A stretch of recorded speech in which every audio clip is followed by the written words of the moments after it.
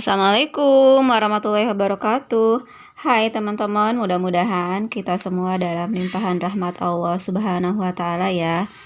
Alhamdulillah, kali ini saya share video mengenai kenapa saya menabung pakai plastik bekas sosis ya, dan bagaimana cara membuatnya. Insya Allah saya share di sini. Nah teman-teman, berbicara mengenai menabung itu sering saya lakukan ya, menabung di rumah. Tetapi menabung yang sekiranya jangka pendek aja ya, misalnya untuk kebutuhan 1 tahun ke depan. Kalau menabung yang jangka panjang atau menabungnya dalam jumlah yang besar itu biasanya di bank sih ya. Tapi tergantung kebutuhan kita, kalau memang akan segera digunakan, saya sih nabungnya di rumah aja ya. Nah, menabung ini biasanya saya pakai di rumah. Saya pakai plastik biasanya ya, yang kita beli-beli. Biasanya dari plastik, ada juga dari aluminium ya. Pokoknya banyak sekali jenis celengan kalau kita lihat di pasar ya. Nah, tetapi semakin kesini saya menyadari bahwa ketika kita banyak sekali beli celengan, kalau udah dibuka nggak bisa dipakai lagi ya. Nah, sehingga saya punya inisiatif menggunakan atau membuat celengan seadanya aja. Nah, ini berawal dari anak saya si kecil. Suatu hari dia minta dibeliin mobil remote gitu ya, dan saya sih tidak memberikan dia secara langsung gitu. Saya menyuruh dia untuk menabung dulu supaya dia, tujuannya sih saya supaya dia itu sedikit menghargai uang ya, kemudian dia juga ada usaha, ada perjuangan gitu, supaya tidak kebiasaan ketika dia mau minta sesuatu itu langsung dikabulkan permintaannya. Jadi saya ajari dia menabung dulu, dan saya buatin dia celengan bekas aja ya, ini seperti ini, dari plastik bekas sosis. Kalau ada sisa dia jajan, kemudian ditabung seperti itu. Jadi mulai saat itulah saya membuat celengan dari plastik ya, sejak anak saya minta dibeliin mobil remote gitu. Kemudian selain itu juga saya punya cerita teman-teman ya. Kalau saya biasanya kalau kita bermimpi buruk ya, kalau saya mimpi buruk itu di malam hari, keesokan paginya saya selalu masukin amal ke masjid teman-teman. Saya di sini cuma niatnya untuk nge-share aja ya. Jadi kalau malamnya saya mimpi buruk, keesokan paginya langsung saya mengeluarkan amal ke masjid. Kenapa saya seperti itu? Saya mungkin terpengaruh dengan kebiasaan orang tua saya dulu ya. Kalau ada hal-hal yang tidak diinginkan terjadi, kemudian ada hal-hal yang negatif ya, atau misalnya supaya terhindar dari musibah, biasanya orang tua kita zaman dulu itu menganjurkan kita untuk bersedekah atau beramal untuk tolak bala ya. Atau juga bisa dengan cara mengundang tetangga makan ya, atau zikiran. Nah, kebiasaan seperti itu yang ditanamkan oleh orang tua saya itu seperti tertanam di dalam hati saya ya. Jadi ketika saya mengalami mimpi buruk atau merasakan sesuatu yang tidak baik, pikiran yang tidak baik gitu ya, atau merasa was-was, saya biasanya langsung subuh-subuh itu pergi ke masjid untuk mengeluarkan amal seikhlasnya aja teman-teman. Tapi semakin kesini saya merasa bahwa sebagai ibu rumah tangga itu tidak mungkin setiap subuh itu saya harus ke masjid teman-teman ya, karena terus terang aja kadang di masjid itu juga gerbangnya ditutup ya, atau kadang dia sepi karena masih agak-agak remang gitu.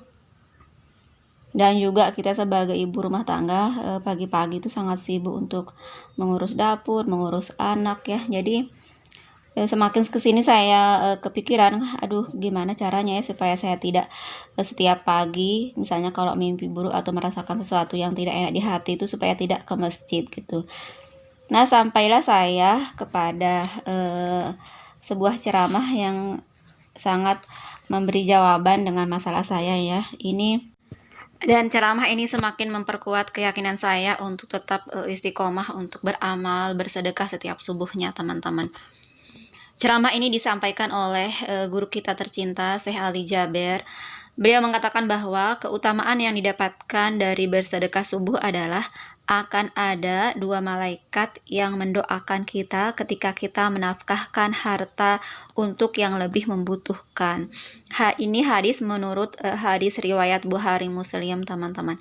Kemudian beliau juga menjelaskan bahwa salah satu cara kita mengetuk pintu langit agar doa dan harapan kita terkabul itu salah satunya adalah dengan sedekah subuh.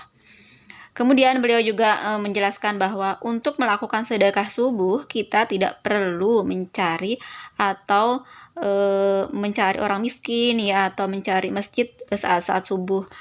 Namun cukup kita membuat kotak amal di rumah kita masing-masing. Nah, itu penjelasan dari Syekh Ali Jaber. Nah, sejak saat itulah saya semakin hati saya semakin kuat untuk tetap bersedekah subuh, teman-teman. Nah, dari situlah juga saya terinspirasi membuat celengan plastik juga ya. Padahal yang pertamanya cuma sekedar membuatkan untuk anak saya sendiri. Kemudian lanjut dengan membuat celengan kotak amal dari plastik gitu di rumah yang khusus untuk isinya untuk nanti kalau kotak amalnya udah penuh, insya Allah akan kita salurkan ke musola, ke masjid yang membutuhkan ya, yang terdekat. Oh ya teman-teman, yang mau mendengarkan ceramah Syekh Ali Jaber mengenai dahsyatnya sedekah subuh bisa di searching di YouTube, banyak sekali ya teman-teman. Nah, ini beberapa celengan yang udah saya buat. Ini tabungan untuk jangka pendek aja teman-teman. Ini yang pertama celengan untuk kurban ya. Ini untuk 1 tahun ke depan begitu. Jadi setiap tahun tetap nyeleng. Nah, saya udah berhasil menabung kurban itu dari tahun 2018 teman-teman. Tahun 2018-nya kurban untuk suami, kemudian tahun 2019 kurbannya untuk ayah, kemudian insya Allah tahun 2020 ini untuk ibu ya. Nah, semua tabungan ini saya sih tidak memaksakan diri teman-teman ya. Kalau ada sisa belanja dapur, atau misalnya ada honor dari sekolah, atau misalnya juga kalau ada rezeki yang tidak disangka-sangka, biasanya sih saya isi ke celengan seperti ini ya teman-teman. Nah teman-teman, cara buatnya seperti ini ya. Kita siapkan 1 buah plastik. Kemudian plastiknya dari apa aja ya, bisa bekas sosis atau bekas apa aja. Kemudian 1 lembar kertas bekas gitu. Kemudian kita lipat sesuai ukuran plastiknya ya. Dan kita gulung. Kita masukkan seperti ini aja. Kertasnya bisa bekas kertas apa aja ya, bisa juga kertas buku, atau kalau yang saya pakai ini adalah kertas HPS bekas ya. Kemudian ini tutupnya bisa kita lubangi pakai pisau seperti ini ya, atau juga bisa dilubangin pakai api ya, pakai besi paku yang dipanaskan gitu. Nah, kita tutup seperti ini aja ya, gampang banget. Nah, kemudian ini kita pakaiin dia isolatif supaya kita tidak tergoda untuk nyomot tabungan kita ya. Biasanya kita emak-emak ini cepatnya tergoda ngelihat tabungan. Nah, kita perkuat pakai isolatif seperti ini. Bisa juga teman-teman pakai lem Cina atau lem tembak ya, itu semakin bagus. Tapi kalau saya pakai isolatif biar gampang dibuka nanti ya kalau isinya udah penuh gitu. Nah, ini udah kuat.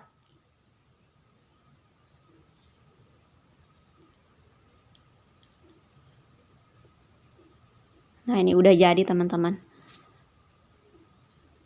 Nah, ini saya pakai stick note. Ini udah ada perekatnya ya. Tinggal ketempel seperti ini.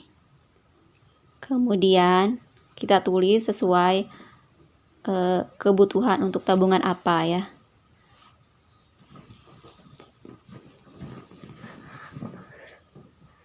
Nah, seperti ini, simple aja ya.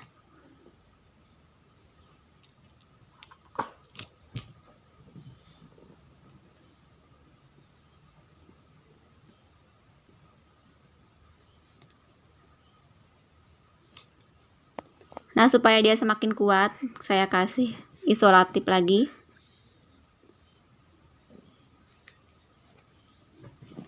Nah, ini udah jadi, teman-teman.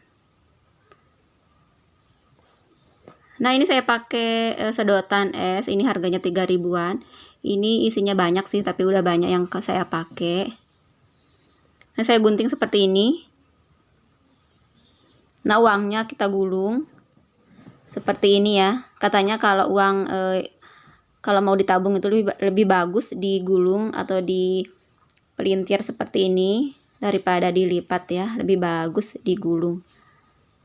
Nah, kalau udah kecil seperti ini kita masukkan ke sedotan tadi yang udah kita gunting.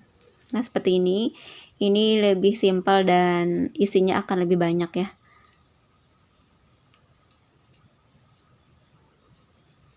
Nah, seperti ini aja teman-teman ya. Nah, segini aja video kali ini. Semoga bermanfaat. Terima kasih sudah nonton. Wassalamualaikum warahmatullahi wabarakatuh.